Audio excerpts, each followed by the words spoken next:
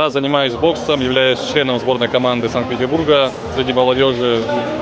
Действующий спортсмен. А как считаешь, от чего зависит сила удара? От труда, упорства, как много мы тренируемся. Если тренироваться много, то, конечно, будешь бить сильно.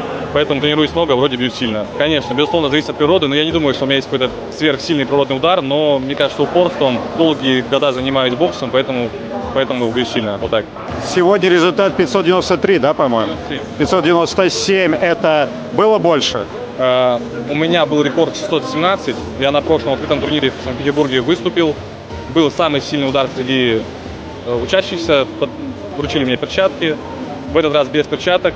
Ребята были побольше, били посильнее. Но ничего, забрал 3-бет. Ну, я рад, спасибо. Мне кажется, могу до 800 точно ударить. Если много попыток, я могу ударить хорошо. Я каждый раз, когда вижу, что анонсируют нам эти соревнования, я радуюсь. Думаю, отлично, пойду выступлю, попробую себя еще раз, покажу себя. Я рад, что проводятся турниры такие.